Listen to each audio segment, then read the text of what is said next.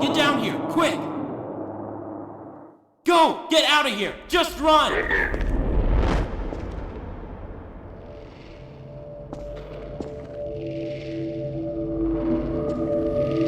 We all have our place, Mr. Freeman. Either on board or waiting at the station.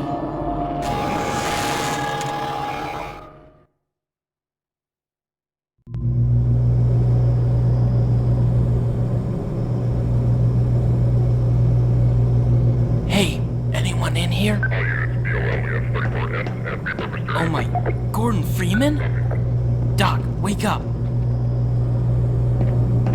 They're searching the train cars. You gotta get out of here. You know, I don't remember seeing you. They're here! Run! Run! This way! Through here!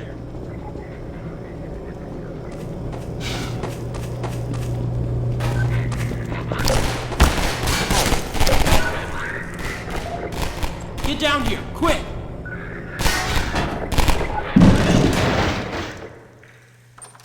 Go! Get out of here! Just run!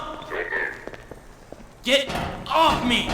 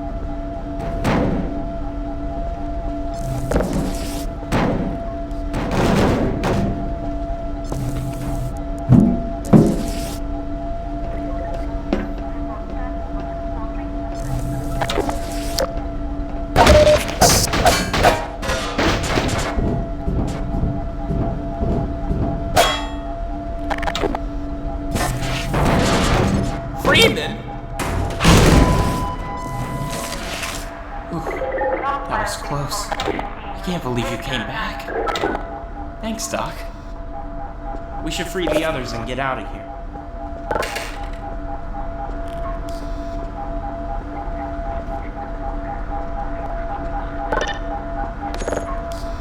Great. That should bring down the security locks and... Uh-oh. Looks like they're not gonna make this easy.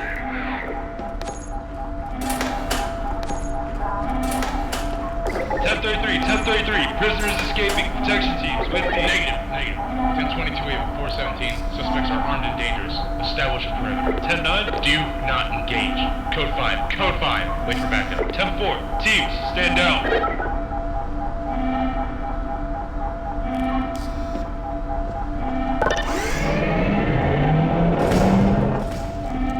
Come on, let's head for the elevator. We're getting out of here. You got it. Here goes nothing. It's locked from the other side. They dragged Simon in there earlier. I haven't heard anything since.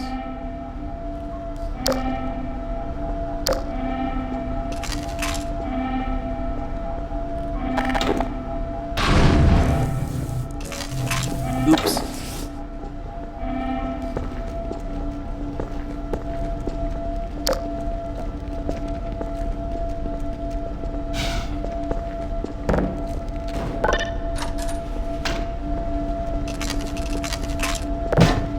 Sorry, Doc.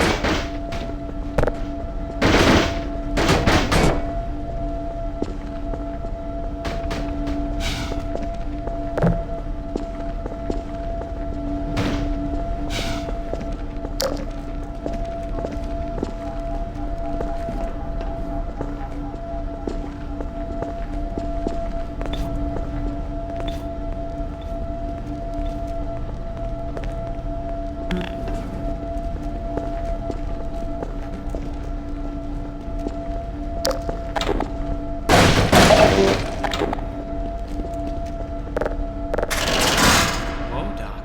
You really tore up the place. Bullshit. That's enough out of you. When you're going through hell, keep going.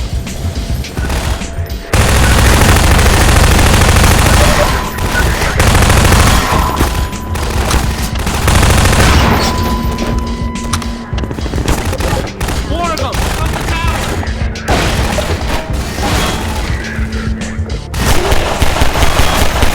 Head for the tower! We can open the tracks from there!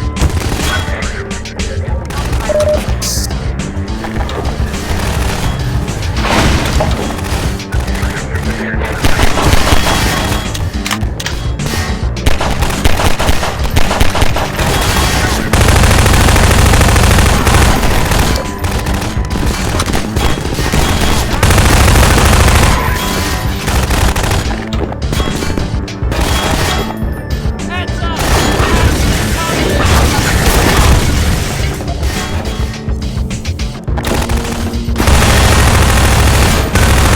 Here, have a minute.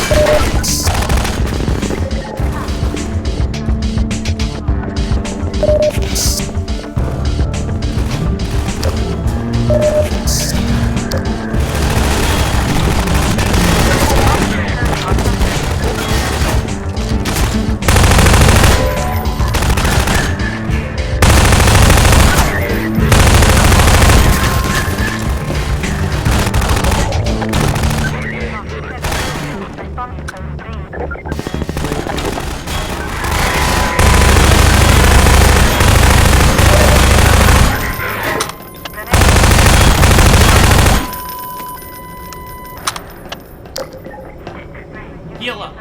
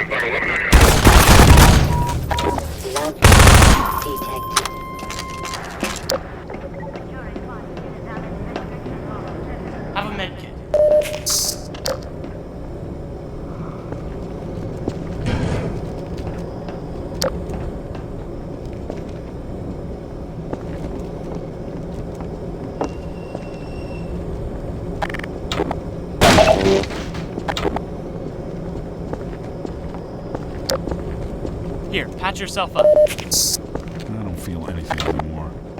Freeman's here. He'll turn things around.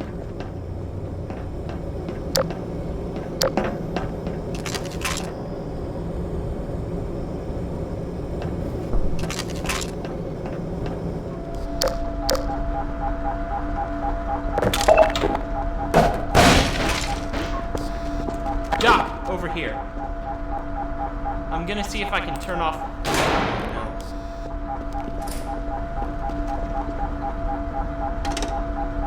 It was done remotely. Soldiers! Section Chief are non-responsive. No more plane QOF. Deploy and contain. Airwatch and switch to dispatch. No.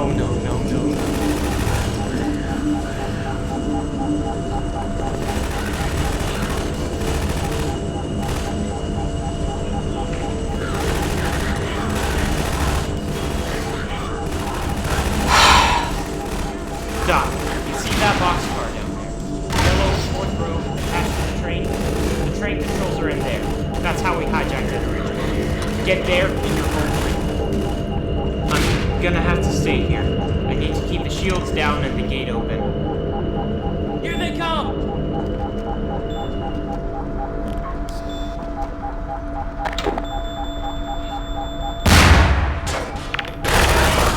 Look out!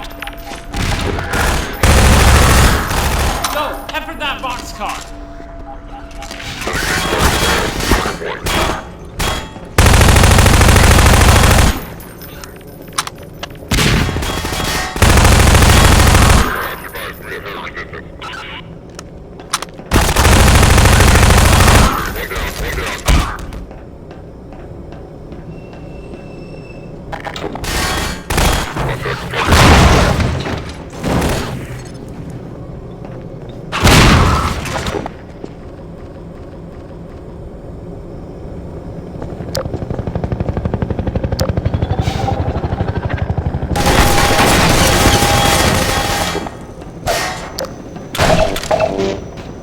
Leave them alone!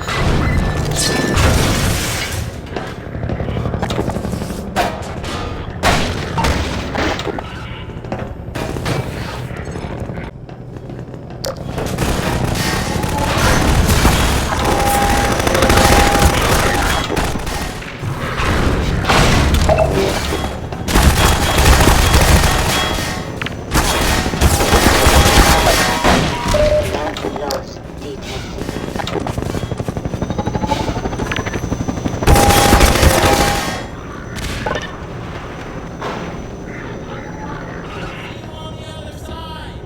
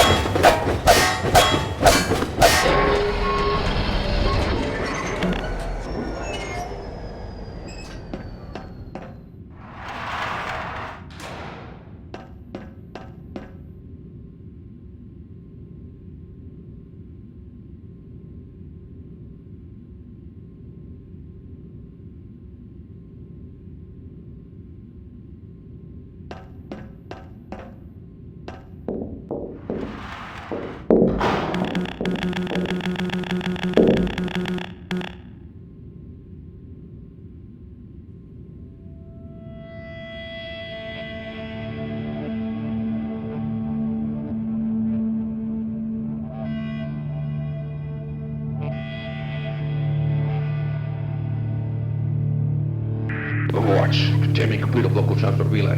Airwatch reports contact lost with Anti-System 1. Suspect is unknown bearing. Secondary target secured and in transport to another prospect. Stabilization team for task 1 for exfiltration.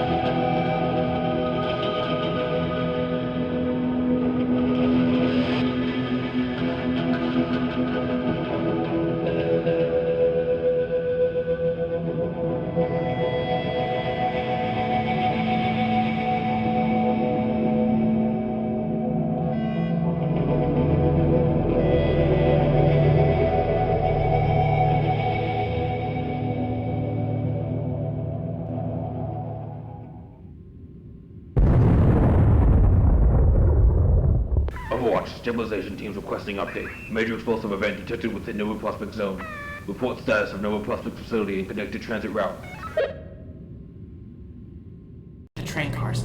Welcome Gotta to get out of Locomotive. This remastered version of the original 2016 release features updated visuals, gameplay refinements, and an all-new commentary system. In this commentary system, you'll hear more about the development of both the original and the remaster from the original developer Abraham Lee, the voice actor of Levi, Matt Roberts, and myself. To listen to a commentary node, put your crosshair over the floating commentary symbol and press your use key.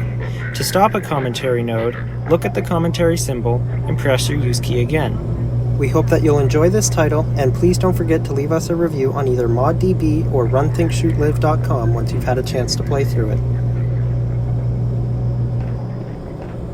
You know, So our good pal Levi, who goes unnamed in the mod, is essentially the main character, besides Gordon. But this wasn't always the case. Originally, we were going to have a more cynical character named John to act as Levi's foil. But as I began scoping the mod, I realized the amount of work just to get one character to follow you around was extremely large. So, I decided to cut it down. This also meant we only had to worry about one voice actor, Matt, which led me to make some interesting design choices, like the G-Man scene at the start. I think the mod turned out better for it, because without his foil, we had to turn what was once a one-dimensional character into a rounded one. It may not be noticeable in the mod, but this definitely influenced how he was written, and it made his dialogue a lot more layered. When working on the remastered version, I reached out to Abraham many times to see if there was any changes he wished to have implemented. One of these changes he wished to make was to make sure the player would be less likely to miss the scene witnessed through the grating where Levi is being pushed by the civil protection officer. In the original, players often walked off the edge of this catwalk without much thought. The solution that was decided upon was to have a barnacle grab a barrel and pull it up from below. Should they watch the barrel as the barnacle pulls it into view, the scene would be perfectly framed.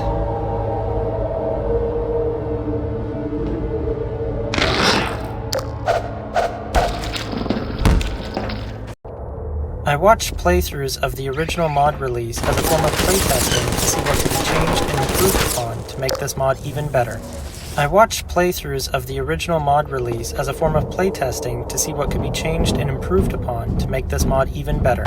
For example, players often walk past this vent and charge straight at the turret in the other room. This obviously wasn't ideal, especially if the player happened to be low on health, so in the remaster, Abraham suggested turning the pipe white, and I added a subtle red light on the inside of the vent. The vent cover also breaks when picked up by the gravity gun now, as to prevent awkward clipping issues, a change that was implemented everywhere else in the mod. One fairly annoying issue that people often ran into with this puzzle was the power cords would often get stuck on the fence and would force the player to reload a previous save. While I couldn't get rid of the fence completely without ruining the puzzle, removing a few pieces from the inner fencing seemed to do the trick.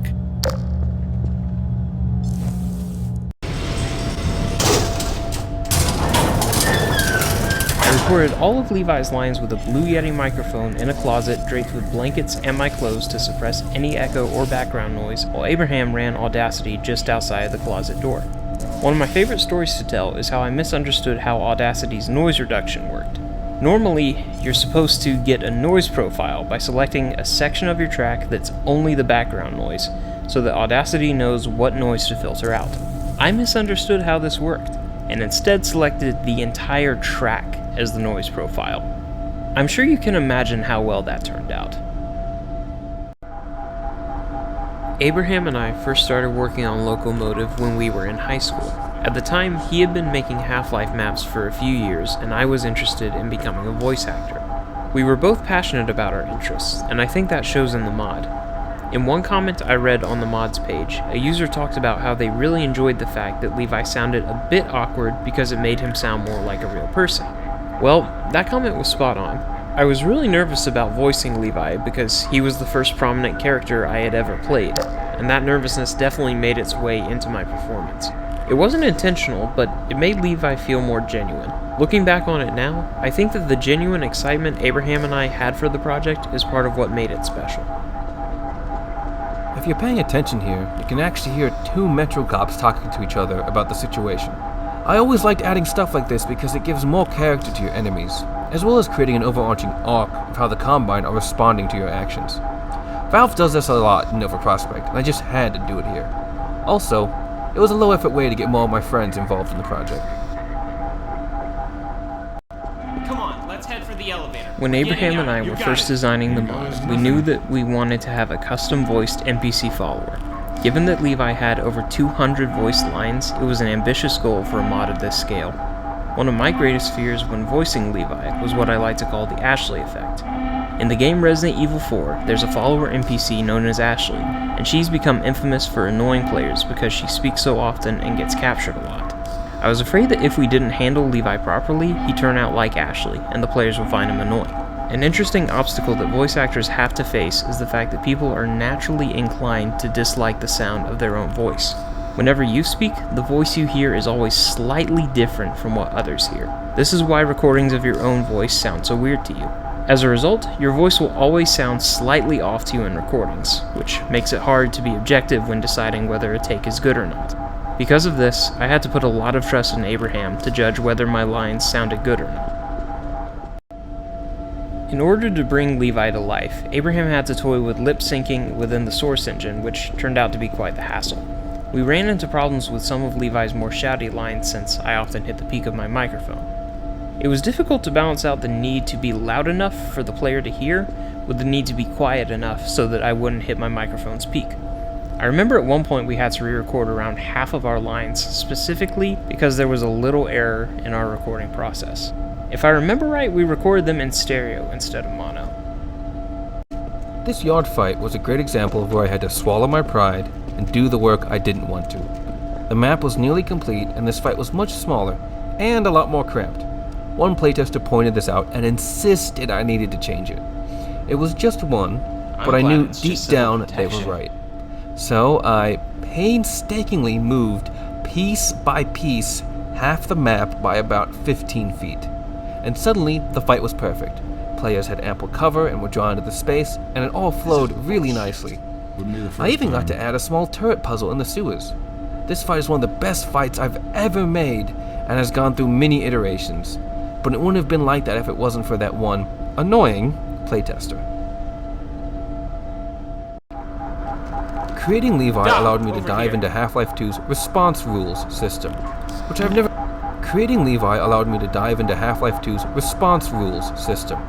I've never really done before.